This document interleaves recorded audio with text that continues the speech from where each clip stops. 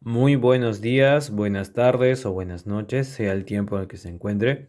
Mi nombre es Piro Alejandro Rivera Escudero y voy a dar solución a un ejercicio de la manera teórica y de manera experimental, que viene a ser el ejercicio 2.139 del libro de Frank White de la quinta edición. El enunciado dice que nos da un depósito de líquido que se acelera hacia la derecha con su fluido moviéndose como un sólido rígido. Nos pide tres cosas: calcular la aceleración X, o sea, la aceleración horizontal, de explicar por qué en el apartado A no depende de la densidad del fluido, y por último, determinar la presión manométrica en el punto A si el fluido es glicerina a 20 grados centígrados. Este ejercicio se ha idealizado y en vez de usarse glicerina, se ha usado agua a temperatura ambiente, que viene a ser estos 20 grados centígrados. Para llevar a la realidad este ejercicio, nos hemos valido de los siguientes materiales. Un recipiente, para poner las rueditas he usado carritos, los he pegado. Aquí está, los he pegado. Una superficie con la cual pueda yo jugar. Bueno, mis apoyos ha sido un libro. Y bueno, he usado acá una especie de paño para poder ayudarme con la fricción y mis ligas para que no se me voltee esto. Agua, he estado midiendo para que pueda darse las medidas que se me den en el ejercicio. Si bien es cierto, las medidas que se me da son de 28, 100 y 15 centímetros, lo cual no se puede apreciar en este recipiente. Sin embargo, la fórmula para hallar la aceleración relaciona medidas y al final estas unidades se van. Entonces no importa si lo trabajamos en centímetros, en pies, en metros, debe salir lo mismo. Por lo tanto, lo que he hecho aquí es escalar, conseguirme un recipiente que tenga el largo de 10 centímetros. En el ejercicio dice 100. Yo conseguí uno de 100, de 10, perdón. Entonces, cada medida yo debo dividirlo entre 10. Por lo tanto, mi punto más alto de la superficie libre debería tener 2.8 centímetros. Y mi punto más bajo de la superficie libre, que es este de aquí, debería tener 1.5 centímetros. Procedemos a medir y efectivamente cumple con las medidas.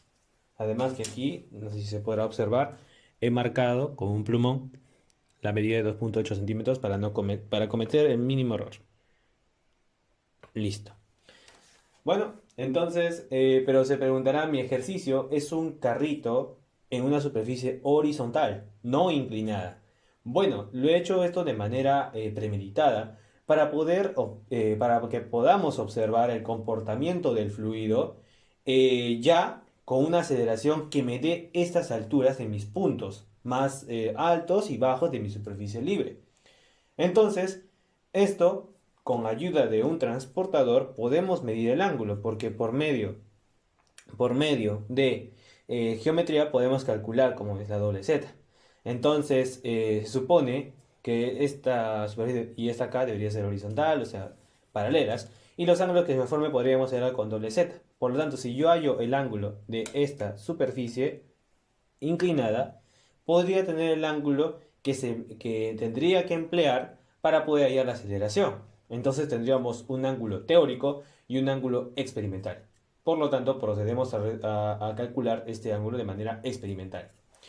Ya como me da estos dos puntos, como he hallado ya los puntos más altos, con las medidas que se me da el ejercicio, con ayuda del transportador, procedemos a medir a qué grado de inclinación está nuestra superficie. Pero para hacerlo mucho más fácil, me valí con una hoja que a contraluz se puede observar muy claramente la inclinación de cualquier superficie. Midiéndolo con el transportador,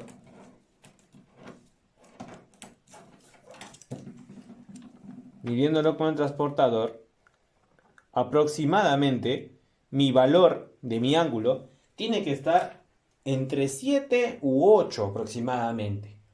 7 u 8 debería estar mi ángulo. Exactamente me está saliendo a 7.9 por ahí, porque está casi cerca ya al 8 grados. Entonces, esto lo vamos a llevar a resolver y poder comparar los resultados que se me da. Pero no antes, poder simular el movimiento de este ejercicio ya en mi base horizontal en cámara lenta para que se pueda apreciar de la mejor.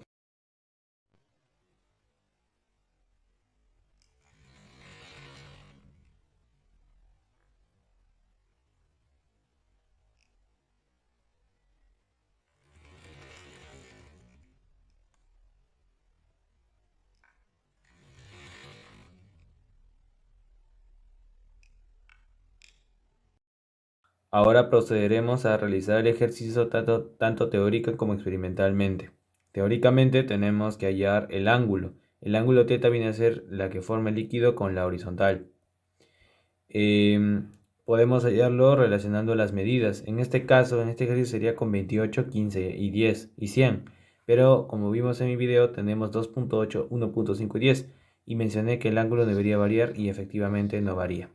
Con ese ángulo podemos reemplazar en la fórmula y podemos hacer una aceleración x teórico. Pero el experimental, ese es usando el ángulo que habíamos medido anteriormente, de 7.8 grados. Reemplazando en la fórmula tendríamos otro valor, 1.34 metros por segundo al cuadrado. Ese sería nuestro valor experimental 1, porque también podemos hallarlo con ayuda del video. Tenemos una distancia que ha recorrido, que es de 30 centímetros. Tres tiempos tomados, que en promedio sería 0.66. Reemplazando en la cuarta ecuación de MRV, podemos hallar la aceleración x, que sería el punto 2. ¿Quién es más exacto? Pues el primero, porque acá solo habría un error de medición de ángulo. En cambio aquí tenemos error en la medición del tiempo y tenemos un error en la medición de la distancia. Si bien es cierto la distancia que hemos obtenido es marcando una regla de 30 centímetros, igual los instrumentos tienen un margen de error. Ese margen de error se calcula con la fórmula de porcentaje de error y comparando el valor teórico con el experimental, tenemos un error de 4,5% debido a un error humano que se puede cometer en la medida de distancias, áreas, entre otras. El inciso B nos pide explicar por qué la densidad no tiene nada que ver con el inciso A. Pues porque como hemos visto solamente hemos relacionado longitudes y esas longitudes a través de un ángulo. No hemos usado ninguna propiedad del fluido. El inciso C nos pide hallar la presión en el punto A, que era el izquierdo inferior, cuando es la presión de glicerina a 20 grados centígrados, pero mi ejercicio ha sido realizado para agua a temperatura ambiente 20 grados centígrados. Recordemos que la presión es igual al peso específico por la profundidad. El peso específico del agua a temperatura ambiente es 9.790,38 newtons sobre metro cúbico y mi profundidad es de 2.8 centímetros. Haciendo el cálculo respectivo, tenemos 274.1306 pascales. Y si calculamos con los valores originales del ejercicio, obtenemos 2741.36 pascales, cumpliéndose la reducción que habíamos hecho de dividir entre 10. Entonces nuestro ejercicio está correcto. Muchas gracias.